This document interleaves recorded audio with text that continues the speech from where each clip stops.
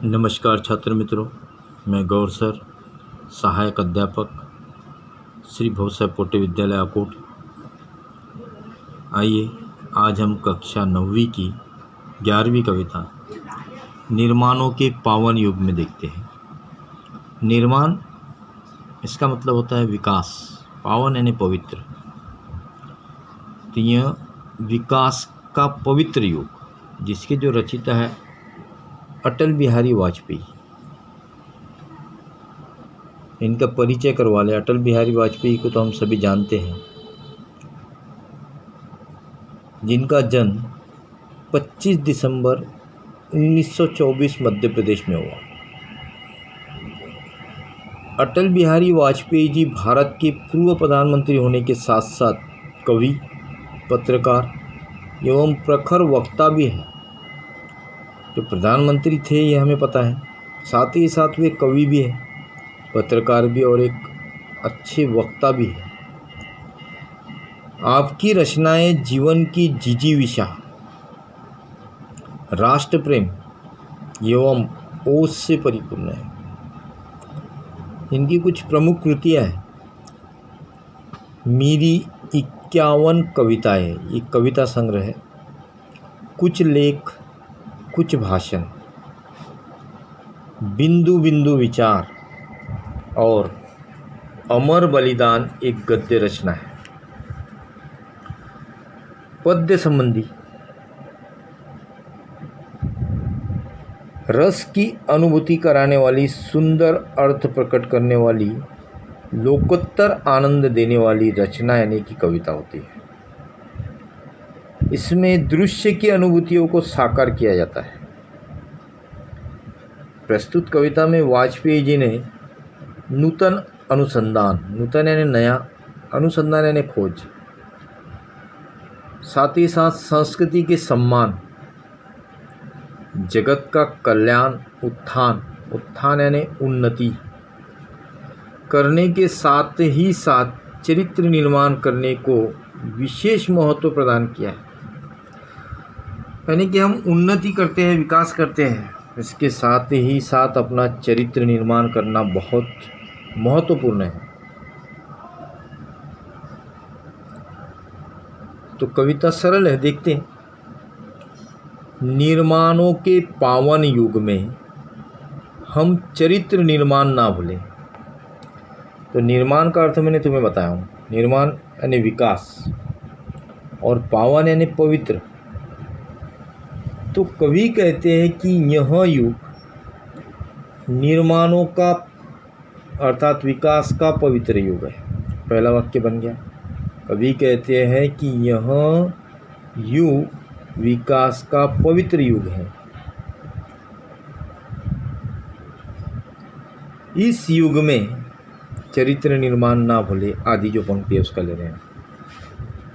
विकास के साथ साथ हमने चरित्र निर्माण भी भूलना नहीं चाहिए, वह भी बहुत जरूरी है। स्वार्थ साधना की आंधी में वसुधा का कल्याण ना भूले। वसुधा यानी संसार, वसुधा यानी पृथ्वी भी होता है। अब तीसरा वाक्य तैयार होता है। लोग अपना स्वार्थ सिद्ध करने में लगे हैं, स्वार्थ साधने में लगे हैं। तो कवि कहते हैं कि अपने स्वार्थ और हित साधने की आंधी में हमें संसार के कल्याण की बात को भूलना नहीं चाहिए। ऐसे ध्रुवपद की दो पहली पंक्तियों का अर्थ हुआ। फिर से बताता हूँ। कवि कहते हैं कि यह विकास का पवित्र युग है। इस पवित्र युग में विकास के साथ साथ हमने चरित्र निर्माण को नहीं भूलना चाहिए, क्योंकि चरित्र निर्माण करना भी बहुत ज़रूरी है। लोग अपनी हित साधना में लगे हैं।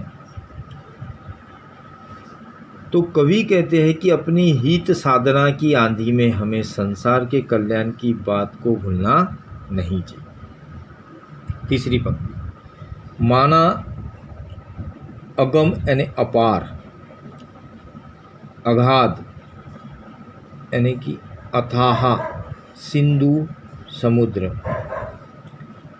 संघर्षों का पार नहीं है, माना अगम अगाध सिंधु है, संघर्षों का पार नहीं है। कवि कहते हैं कि माना कि सिंधु यानी समुद्र, सच है कि समुद्र अपार और अथाह है, उसी तरह संघर्षों का भी आर पार नहीं है, संघर्ष भी वैसे ही है। जिंदगी में हर किसी को कुछ ना कुछ संघर्ष करने ही होते हैं, क्योंकि जीवन का नाम ही संघर्ष है, जीवन एक संघर्ष है। तो यहाँ एक समुद्र का उदाहरण दिया है कि जिस तरह समुद्र अपार और अथाह है, उसी तरह संघर्षों का भी पार नहीं है, वो भी उतने ही अथाह और अपार है, कई संघर्ष करने होते हैं। किंतु डूबना मंझधारों में, मंझधार यानी नदी का जो पात्र होता है उसमें एक धारा बहती है, उस धारा का बीचों बीच का भाग यानी लहरों के बीचे बीच उसे कहेंगे हम मंझधार। साहस यानी साहसी व्यक्ति को स्वीकार नहीं है। तो दूसरी पंक्ति में ये बताया कि किंतु अपने संघर्ष को बीच धारा में छोड़कर डूब जाना साहसी व्यक्ति को स्वीकार नहीं है। अब यहाँ होगी दो पंक्तियाँ,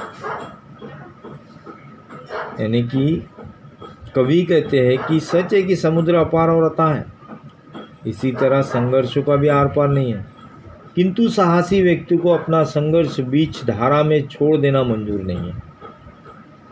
तीसरी पंक्ति, जटिल समस्या सुलझाने का नूतन अनुसंधान ना भूले। नूतन यानी नया नया, अनुसंधान यानी खोज, जटिल पेचीदा, बहुत सुलझाना है उससे, सुलझाना यानी उसे छुड़ाना है, हल करना है। तो तीसरी पंक्तियाँ, पेचीदा समस्याओं को सुलझाने के लिए हमें नए नए अनुसंधानों का उपयोग करना चाहिए। तो यहाँ तक हो गया पहला पद्य। फिर से बताता हूँ, कंटिन्यू। अभी मैंने पंक्ति में एक एक लाइन टू लाइन बताया था। कवि कहते हैं कि यह युग पवित्र विकास का युग है। इस पवित्र युग में विकास के साथ साथ चरित्र निर्माण भी बहुत जरूरी है। लोग अपना स्वार्थ सिद्ध करने में लगे हैं, तो कवि कहते हैं कि अपनी हित साधना की आंधी में हमें संसार के कल्याण की बात को भूलना नहीं चाहिए।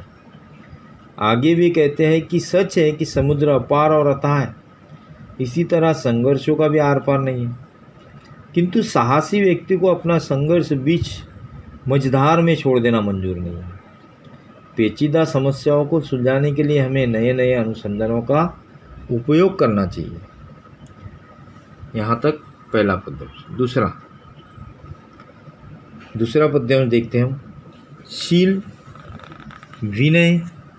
शील यानी चरित्र, उत्तम चरित्र, विनय विनम्रता, आदर्श श्रेष्ठता,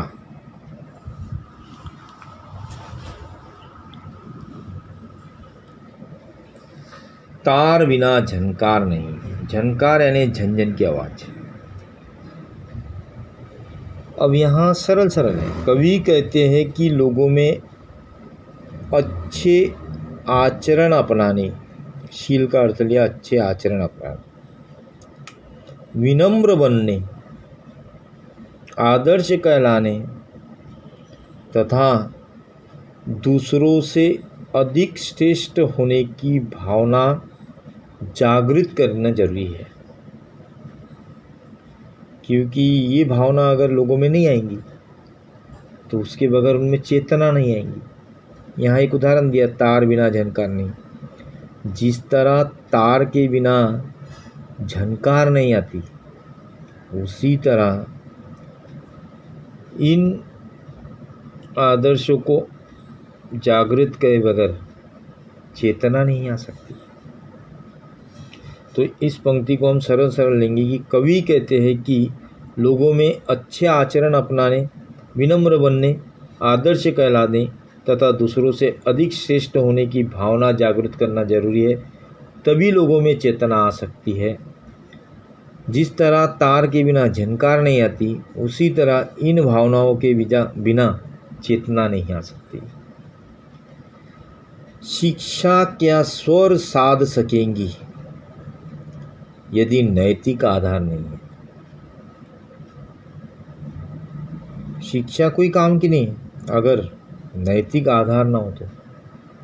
यदि किसी व्यक्ति में नैतिक आधार नहीं है तो उसकी शिक्षा किसी भी काम की नहीं। अब नैतिक आधार, नैतिक मूल्य जिसे हम कहते हैं, कैसा रहे, कैसी बातचीत करे, ये आधार। कीर्ति कौमुदी की गरिमा में संस्कृति का सम्मान ना भूले। कीर्ति यानी चमक, कौमुदी यानी चांदनी, और गरिमा यानी महत्व। तो यहाँ उसका अर्थ हम शोभा लेंगे। कौमुदी की शोभा यानी चांदनी की शोभा, और तड़क भड़क कीर्ति, किसको लिए हमने तड़क भड़क में, चांदनी की शोभा और उसकी तड़क भड़क में हमें अपनी संस्कृति का सम्मान करना भूल नहीं जाना चाहिए। फिर ये ध्रुवपद की 2 लाइनें, निर्माणों के पावन युग में हम चरित्र निर्माण ना भूलें। कवि कहते हैं कि यह युग विकास का पवित्र युग है। इस युग में हमने अपने चरित्र निर्माण को नहीं भूलना चाहिए। जो हमने शुरू में लिया, लोग अपना स्वार्थ सिद्ध करने में लगे हैं। कवि कहते हैं कि अपनी हित साधना की आंधी में हमें संसार के कल्याण की बात को भूलना नहीं चाहिए। तो यहाँ तक दूसरा पद। फिर से बताता हूँ। कवि कहते हैं कि लोगों में अच्छे आचरण अपनाने, विनम्र बनने, आदर्श कहलाने तथा दूसरों से अधिक श्रेष्ठ होने की भावना जागृत करना जरूरी है। तभी लोगों में चेतना आ सकती है। जिस तरह तार के बिना झनकार नहीं आती, उसी तरह इन भावनाओं के बिना चेतना नहीं आ सकती। यदि किसी व्यक्ति में नैतिक आधार नहीं है तो उसकी शिक्षा किसी काम की नहीं है। चांदनी की शोभा और तड़क भड़क में हमें अपनी संस्कृति का सम्मान करना भूल नहीं जाना चाहिए। कवि कहते हैं कि यह युग विकास का है।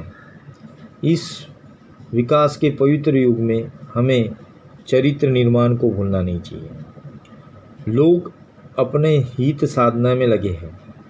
तो कवि कहते हैं कि अपनी हित साधना की आंधी में हमें संसार के कल्याण की बात को भूलना नहीं चाहिए। यहाँ तक हो गया दूसरा पद्य। तीसरा पद्यांश, आविष्कारों की कृतियों में यदि मानव का प्यार नहीं।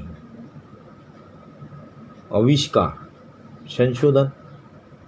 कवि कहते हैं कि आविष्कारों से जिन वस्तुओं का निर्माण हुआ है, अब आविष्कारों से कई वस्तुओं का निर्माण होता है।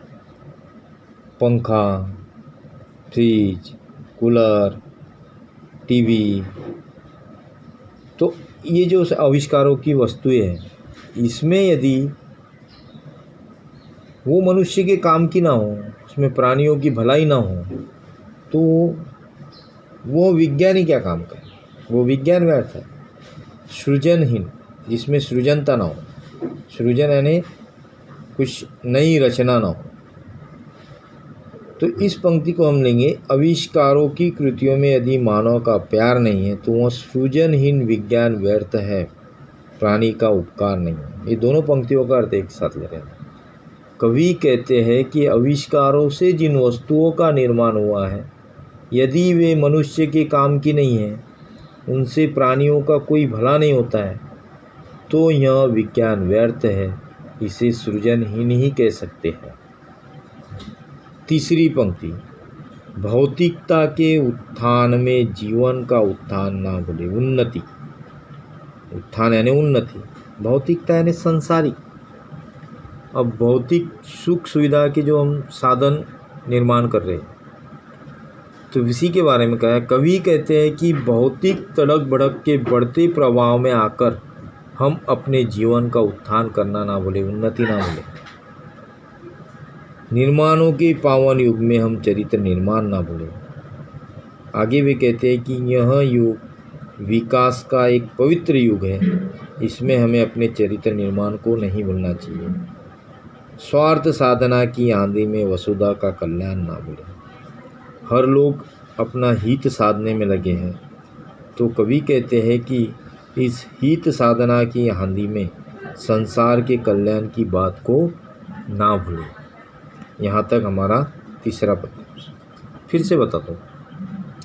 कवि कहते हैं कि आविष्कारों से जिन वस्तुओं का निर्माण हुआ है, यदि ये मनुष्य के काम की नहीं है, उनसे प्राणियों का कोई भला नहीं होता है, तो यह विज्ञान व्यर्थ है, इसे सृजन ही नहीं कह सकते हैं। वे कहते हैं कि भौतिक तड़क भड़क के बढ़ते प्रभाव में आकर हम अपने जीवन का उत्थान करना ना भूलें। यह युग विकास का पवित्र युग है। इस पवित्र युग में अपने चरित्र निर्माण को कभी ना भूलें। लोग अपना स्वार्थ सिद्ध करने में लगे हैं, तो कवि कहते हैं कि हित साधना की आंधी में हमें संसार के कल्याण की बात को कभी नहीं भूलना चाहिए। तो यहाँ तक तीनों पद्यांश खत्म हुए। ध्यानपूर्वक शांति से एक बार, दो बार, तीन बार समझ कर लें। धन्यवाद।